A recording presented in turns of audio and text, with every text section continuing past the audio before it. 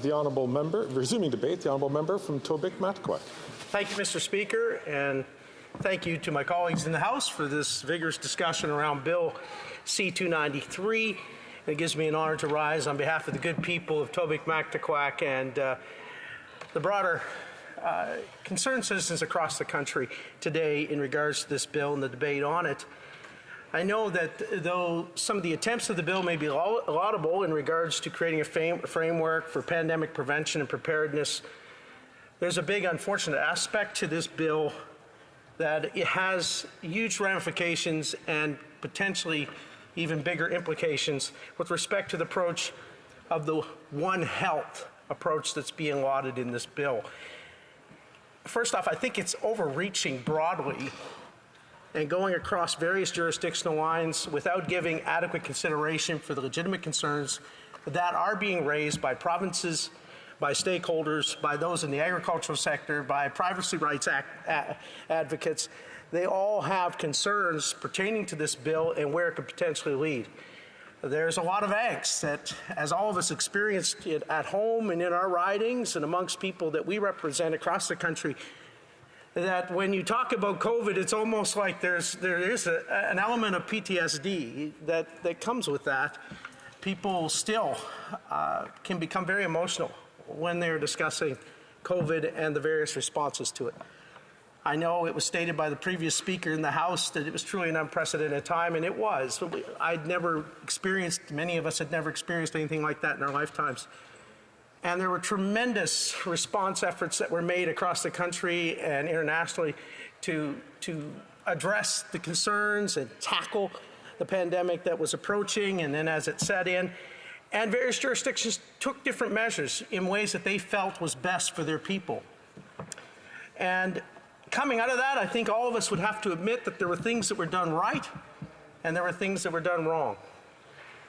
There were outcomes that we did not foresee. There were things that were done that created some really, really adverse effects amongst Canadians and amongst families even. I remember being particularly moved throughout that time as I saw people from various sides of the equation approach me, call my office, reach out with heartfelt letters of expressions on various sides of the issue. And they would raise concerns, and they would do it from, I believe, the best of intentions. But the one overarching concern that kept coming through is they felt like their voices were being ignored and that they were being steamrolled in a process, and if they had questions or they had things they were uncertain about, sometimes they felt like they were being marginalized or being labeled because they viewed things differently. I think, as has been called for by some parties in this House, including ours, we want a full review of the response. We want to look at what we got right and what we got wrong, and how we as Canadians can be better prepared for, hopefully, we don't have to face it again in our lifetimes, but a future pandemic. How can we best position Canada to go forward in response to that? And we've called for those reviews. Those reviews have not been undertaken as of yet. We haven't seen the full reviews done yet. We haven't seen in-depth analysis done where we say, okay, what could Canada have done better? What could we have done differently? And how can we make sure that we're ready to tackle this comprehensively if and or when it happens again? Obviously, there's been huge concerns that would arise out of this bill being implemented that would come from our provincial stakeholders, because this crosses into areas of provincial jurisdiction. And as we know, different provinces handled it differently based on their areas of jurisdiction. We must not undermine areas of provincial authority in response to this. We must work collaboratively with that. And I think that there's one big lesson that came out of our response here in Canada to what we just went through with COVID-19. Is that there has to be greater connectivity between the various levels of government as it relates to responding to this and listening to the concerns that were coming up from the regions, so that it's less us versus them, one against another, one approach versus another, one ideology versus another, and it becomes more, how can we tackle this collaboratively and welcome all voices to be heard, and so that there's a transparent approach to the issue, so that people can feel like if they have legitimate concerns, they're not going to be marginalized, left out, or trampled over, but that they can raise those questions and have serious debate and discussions around those. Obviously, we're hearing concerns around people as it relates to this, but this is even getting into the place where it crosses over international issues of jurisdiction. We must be very vigilant to protect our sovereignty as it comes to our approach to this, and make sure, because we have some of the best scientists in the world right here in Canada, let's make sure that those voices are heard and that we come up with a Canadian response and we prepare ourselves so that we have the food security necessary, so that we have the supply that's necessary in place to protect our citizens when that time comes. I would be curious to know what are the steps that this current government's taken to make sure we are ready, that we have the supplies needed, and that we can handle it within and be less reliant on international circumstances or international countries, which obviously they're going to prioritize their populations. Let's make sure we as a Canadian government are doing everything we can do to prioritize Canada's approach and have in place all that we need to deal with the circumstance if and when it should arise. There are major concerns that come out of this bill that's been proposed.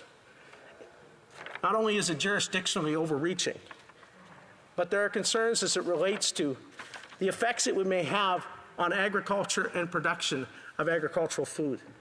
And one thing we did hear repeatedly was our need to strengthen our own food security within Canada.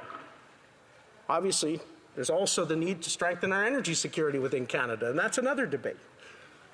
We need to make sure that we have adequate supply chains and readiness available as it relates to food, energy, and health supplies if and when another pandemic arises. And let's make sure that we're having a made-in-Canada approach to it. Doesn't mean we don't work collaboratively with other nations when possible and do what we can to help others out where needed and be the recipient of help when needed. But let's make sure we never surrender our sovereignty over the rights to our approach to any kind of a health crisis in this country, and make sure that we are best prepared now by learning the difficult lessons that there is to be learned coming out of COVID. I remember getting the phone calls. I remember hearing the stories, as all of you do, I'm sure. And there are some very important lessons we need to learn, and one is this, that we as elected officials must prioritize the concerns of Canadians and make sure that even if we personally may agree or disagree, that every Canadian feels like their voices are respected and heard by their elected officials, and that we take a responsive approach, not an arrogant approach, not a top-down heavy approach, but a bottom-up grassroots approach where we say, we hear your concerns.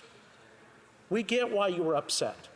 We understand that we're learning more things now about it and our response, that what was once considered settled is no longer settled. What was once considered to be an absolute certainty, we found out isn't quite what they said it was. In fact, sometimes the exact opposite.